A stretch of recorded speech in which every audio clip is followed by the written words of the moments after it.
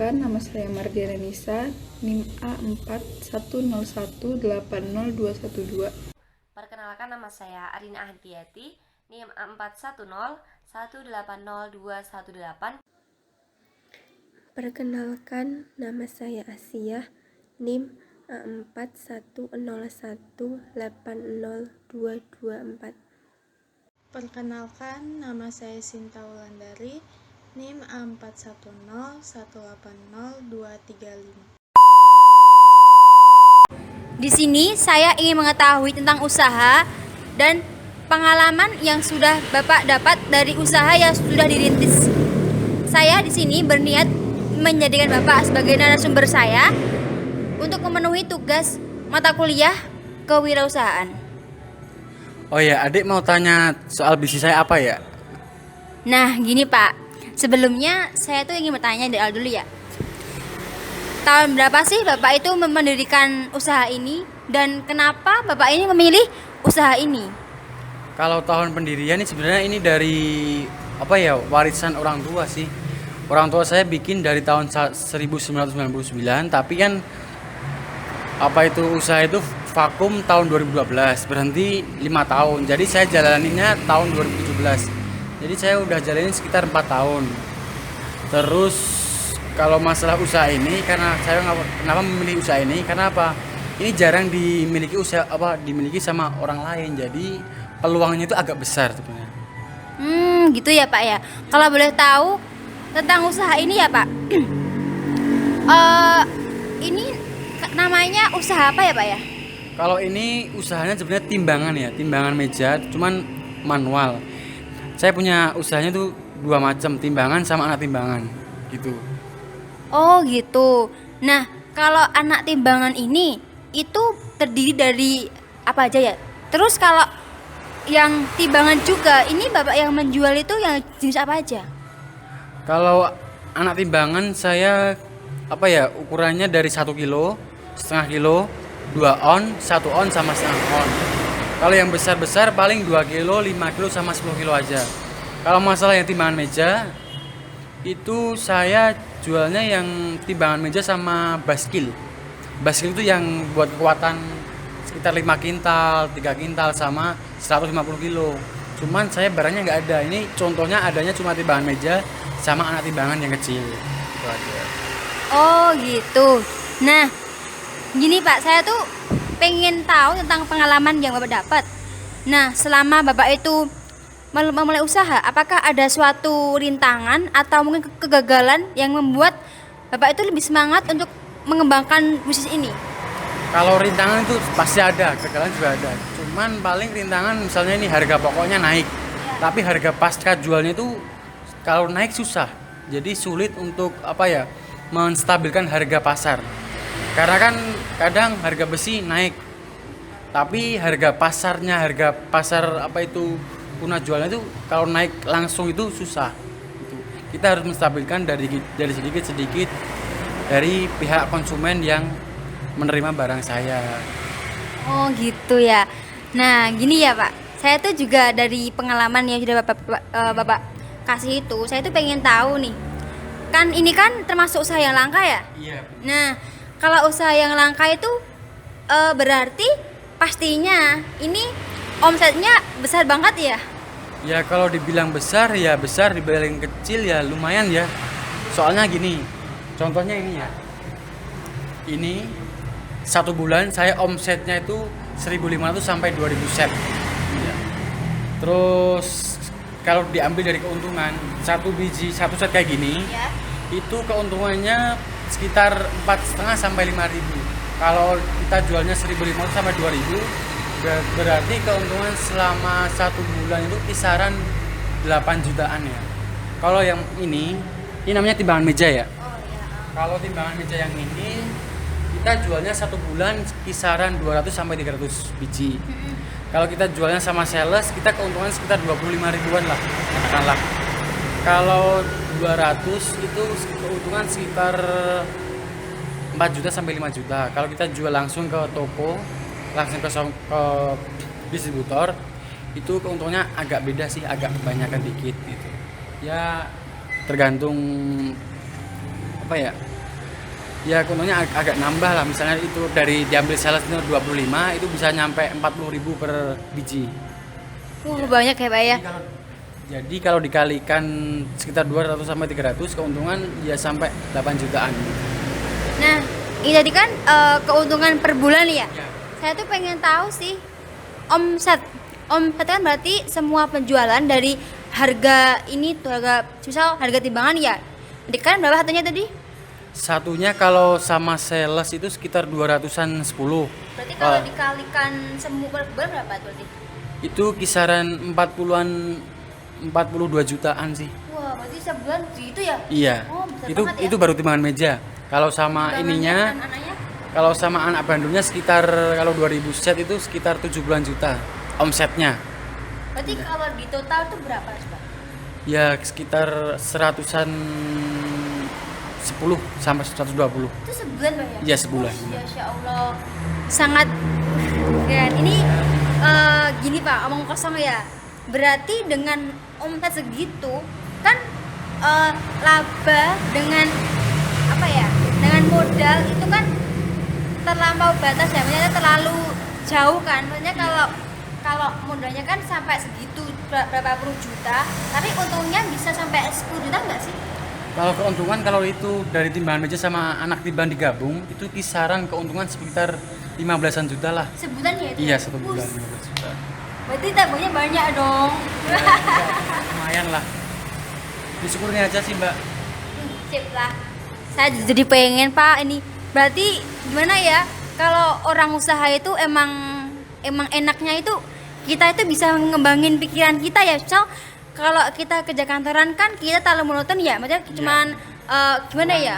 Iya, kurang kita mau apa itu dalam misalnya kita itu punya kesukaan hobi atau hobi apa kita mau meluapkan, tapi kan kurang leluasa kalau kita kerja di jadi pegawai negeri gitu, kurang gimana ya, kurang fleksibel lah dalam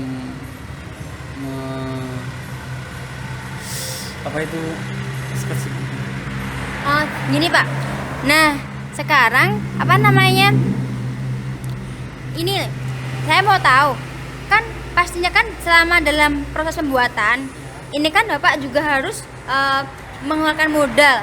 Kalau boleh tahu, modal per item berapa ya? Misal modal timbangan itu per item berapa? Modal anak timbangan itu semua dari satu set itu kan ada 1 kilo, setengah kilo, 2 on, 1 on dan setengah on, itu modalnya berapa gitu Pak? Kalau boleh tahu. Kalau yang timbangan meja itu modalnya sekitar 180-an ribu ya.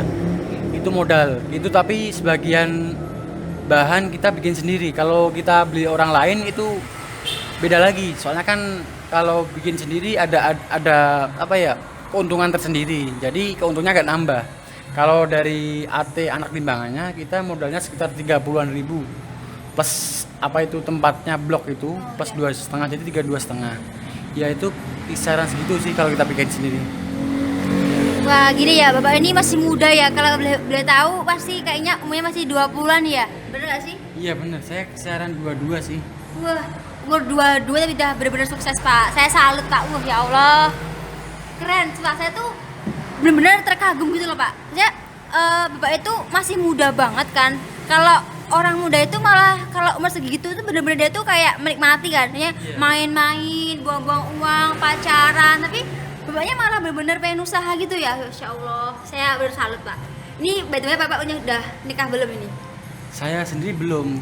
Kalau saya gini prinsip hidup, kita kan masih muda. Gimana caranya waktu kita itu tua, kita punya tujuan buat apa ya? Dalam hidup kan harus ada tujuan. Jadi kita waktu masih muda itu harus kerja keras.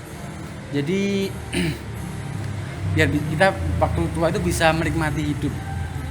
Ya. Jadi waktu muda harus kerja keras.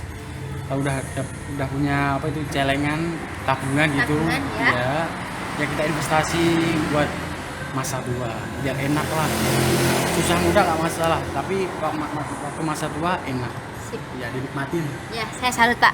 Nah, ini Pak, kan dengan omset yang begitu banyak, dengan keuntungan yang mungkin saya tuh nggak bisa membayangkan, ya itu kan terlalu besar buat saya kan.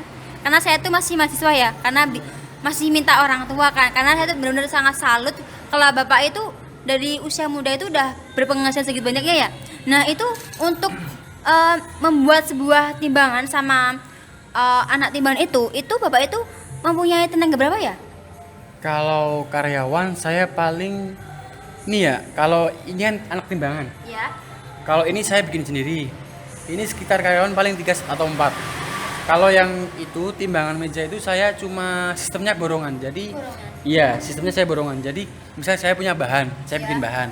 Ntar saya kasih ke bengkel yang bikin gitu, saya lempar, dia cuma apa itu ngerakit. Kalau udah dirakit saya tera, terus saya lempar lagi, saya cat tempat orang lain. Jadi saya terima barang itu udah barang jadi.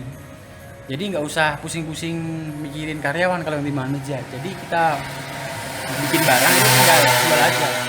Iya, tinggal manajemen pemasaran aja sebenarnya. Gini Pak, kan saya kan dari prodi matematika ya. Berarti saya tuh kan juga nggak gimana? Ya paham lah tentang timbangan, juga tentang anak timbangan paham ya. Berarti kan ini kan pasti harus ada keseimbangan. Kalau yang anak timbangan juga ini kan kalau ukuran 1 kilo ya harus 1 kilo. Nah ini tuh berarti gimana sih prosesnya, dan apakah ini tuh ada suatu peresmian dari negara biar ini tuh benar-benar laku dijual, sah gitu ya? Kalau itu pasti ada, soalnya kan ini sebenarnya kita bikin barang kan harus ada izinnya. Ini izinnya itu di apa ya namanya itu, kalau kita misalnya bikin itu sebelum kita jual kita harus mulai proses dari pengecapan. Contohnya kayak bea cukai, ini ada capnya ya, ini ada cap tahun sama lokasi tera sama kode daerah.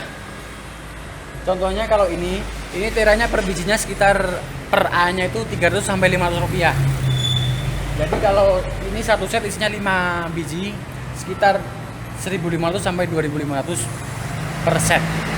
Kalau yang timbangan meja sebelum kita pemasaran udah dirakit, barang udah jadi, sebelum di finishing kita harus tera dulu sama per A-nya teranya sekitar 1.500 sampai 2.000 rupiah gitu. Jadi itu memang harus ada izinnya. Kalau nggak ada izinnya bisa ditangkap sama pemerintah, karena contohnya kayak rokok lah, ada bea cukai, sejenis bea cukai sih. Nah kalau misal ini apa Pak namanya di tera ya? Iya, di tera. Nah kantor kemeteorologi ya. Oh di meteorologi ini di mana Pak ya? Kalau di Solo daerah mana ya? Sumber ya kalau nggak salah daerahnya. Ya benar. Tapi kalau saat Boyolali di daerah Penggung. Iya, iya, cuman itu kantor sementara sih. Baru gitu kan, kantornya baru 2 tahun. Kemarin mau pembangunan kantor, cuman karena Covid jadi ditunda. Tapi kalau di saat tera ini Bapak gratis atau mungkin gimana ya? Saya nggak tahu karena ini. Gratis dalam hal apa ya kan?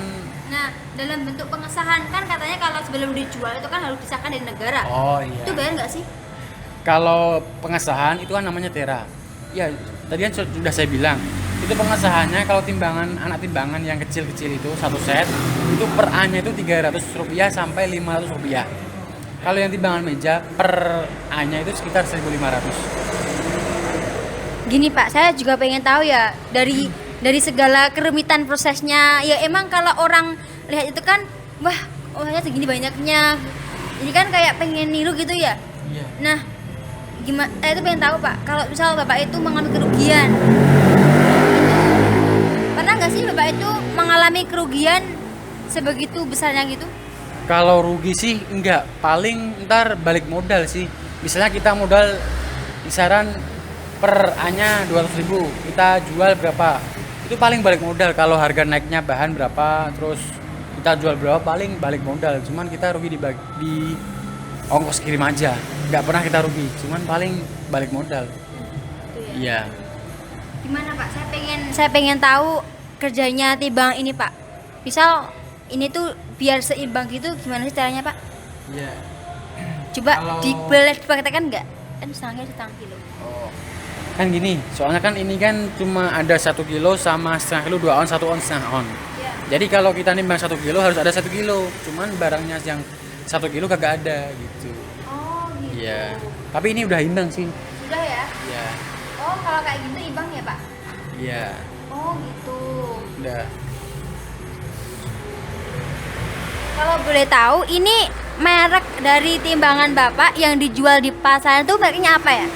Kalau timbangan sendiri itu merek pabriknya Apple. Tapi kalau anak timbangannya saya mereknya beda. Karya Bersama KBI. Oh, KBI. Iya. Gini Pak, saya tuh seperti pikiran kalau Bapak itu rugi, gimana sih solusinya Bapak itu biar bisa bangkit dari keterpurukan itu? Solusinya itu gimana? Kalau dari keterpurukan sih, kalau kita bangkit sebenarnya rugi itu enggak, paling balik modal. Jadi kita kejarnya dari omset. Iya. Misalnya kita produksi 1 bulan 1.000 atau 2.000 ya. Jadi kita lipatkan jadi 2,5 atau 3.000. Jadi dari tadi yang balik modal bisa untung dikit-dikit. Iya. Gini Pak, kan pastinya kan pemasukan sama pengeluaran ya. Itu kan gimana sih Bapak itu bisa mengetahui biar pemasukan itu lebih besar dari pengeluarannya? Ya kita tiap sebulan atau 2 bulan harus audit ya. Misalnya kita jual barang berapa? 2.000 set gitu ya, 2.000. Terus kita beli bahannya berapa? Ntar kita total, terus kita kurangin dari kita biaya karyawan, biaya produksi, misalnya katakan bahan apa gitu, sama biaya ongkos kirim, totalnya berapa pasti ketemu. Contohnya katakanlah misalnya anak timbangan produksi 2.000. Itu kalau kita jual kita dapat untung kisaran 8 jutaan lah. Kalau yang timbangan meja kalau kita jual sekitar 300, untungnya juga sekitar 7,5 sampai 8 juta. Nah, tadi kan saya juga mengetahui kalau omset 1 bulan itu berapa ya? Kan kalau anak timbangannya itu sama timbangannya itu sampai 110 juta ya? Iya. Berarti kalau omset 1 tahun berapa ya? 110 kali 12 gitu ya? Iya. Bisa berapa? Ya sekitar 1 M enggak? 1,3 lebih dikit. 1,3 lebih gitu ya? Iya. Berarti di samping Bapak itu usaha ini pastinya ada usaha lain dong. Ya sebenarnya belum sih, tapi rencana saya mau ekspansi usaha lain, misalnya kayak yang kita nggak gimana ya, yang nggak pakai mikir gitu. Contohnya kita ternak ayam petelur atau sapi perah gitu yang keluar susunya itu kan.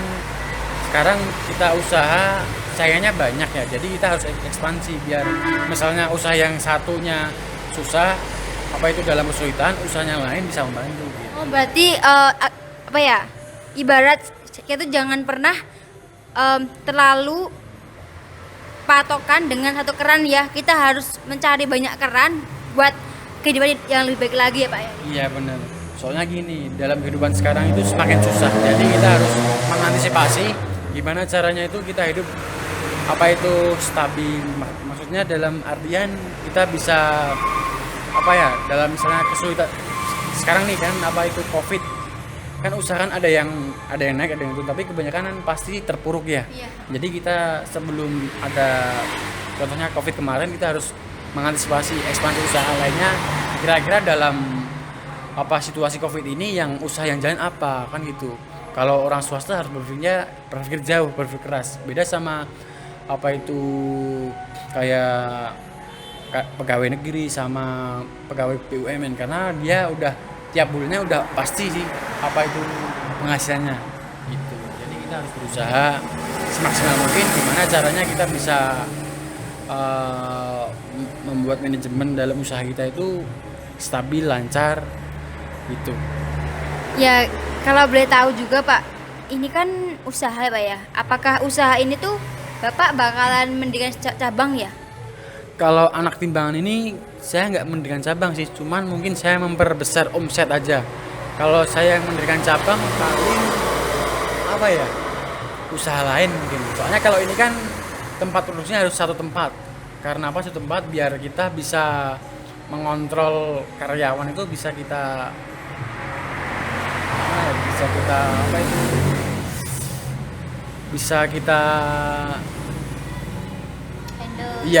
bisa kita handle gitu.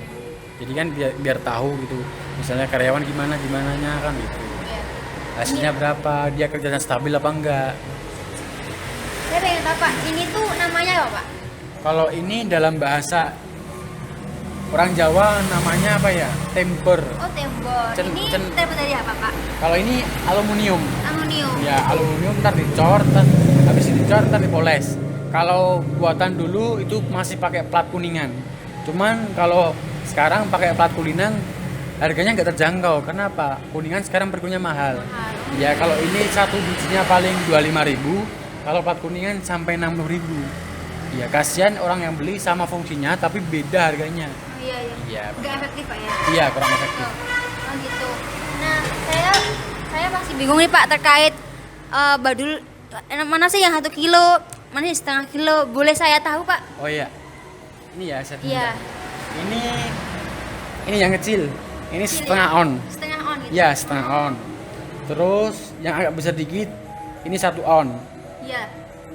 Terus yang ini 2 on. 2 ons. Kalau yang ini setengah kilo. Iya. Terus yang ini 1 kilo. Cuman kalau yang 1 kilo catnya agak kurang bagus. Karena ini sisa. Kemarin ya stoknya habis. Maaf. Habis. Oh iya, Pak. Ya. Tapi emang Bapak nggak punya kayak bandul kan? Menurut teori kan ada bandul 2 kilo, 5 kilo, 20 kilo gitu, emang nggak produksi Pak? Kalau produksinya produktif, cuman sih kalau 2 kilo, 5 kilo sama 10 kilo saya jarang stok banyak. Biasanya misalnya saya bikin terus habis gitu aja. Soalnya kan oh ya modal besar kalau itu. Tapi untungnya mepet.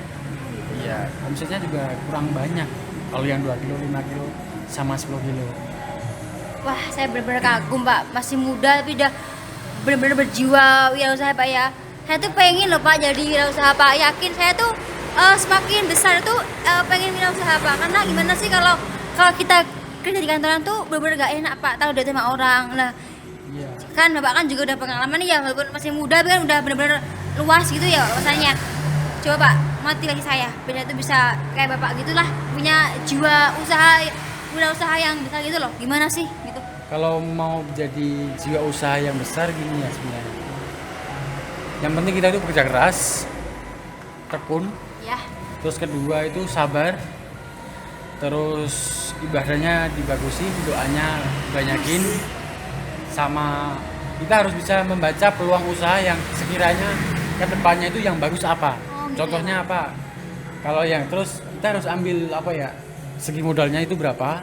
Terus apa itu peluang usahanya yang bagus apa? Contohnya misalnya kita diambil sim belanja warung makan. Warung makan itu sebenarnya dipandang remeh sama orang. Tapi Iya. dia sebenarnya keuntungannya lumayan sih. Besar ya Pak ya? Ya lumayan. Sama kita dari segi modal nggak besar-besar amat. Jadi kalau kita nggak laku, paling gila kita kerugian dari uang sewa ruko sama modal pertama aja. Gitu. Iya, itu contoh kecil aja, contoh kecil. Ya, misalnya kita mau usaha yang lainnya gitu, toko besi atau apa. Cuman kalau itu kan modalnya agak besar. Ya. Terus kita harus survei lapangan dulu harga dari pabriknya itu terjangkau, berapa ya ya. benar. Kira-kira di daerah sini katakanlah itu kira-kira bersaing nggak harganya sama toko-toko lain. Betul. Kita kan kalau mau buka baru harus di bawah harga toko yang lainnya yang buka udah lama. Jadi kita promosi harganya agak miring dikit. Jadi kan pembukaan awal langsung. Berarti yang penting ya omset ya. Iya benar, omset. So, masalah hasil yang banyak itu berjalan gitu ya. Ya omset sama cara kita dalam pemasaran. Pemasaran, Ya promosi ke gitu ya? ya promosi ke warga masyarakat sekitar atau lingkungan. Oh gitu Ya Pak. tergantung kita usahanya apa dulu kan gitu. Wah, terima kasih banyak loh Pak. Saya tuh udah diberi banyak wawasan, Iya. banyak pengalaman, dan saya tuh benar-benar terima kasih karena Bapak itu sudah mau menjawab semua pertanyaan saya dengan baik, dan saya tuh beruntung banget dengan Bapaknya itu bisa memberitahu segalanya tentang usaha yang Bapak miliki dan sudah memotivasi saya agar saya tuh bisa menjadi orang wirausaha gitu ya Pak. Saya tuh sangat berterima kasih ya Pak. Iya sama-sama. Jadi kita kan sharing ya. Jadi kan kalau kita punya pikiran yang kira-kira kedepannya bagus ya kita harus pikirkan kedua kali kira-kira bisa enggak sih kita bikin usaha yang sesuai yang kita pikirkan masa depannya bagus kan gitu. Jadi kan kalau kita mau bikin usaha harus kita hitung peluangnya gitu, peluang usaha dalam kira-kira kedepannya bagus enggak. Yang penting kalau kita mau bikin usaha, satu harus sabar, tekun, yang pasti tekun sama kerja keras. Karena usaha sekarang kan saingannya banyak. Karena apa? Sekarang banyak orang pintar. Yang utama itu tekun sama kerja keras.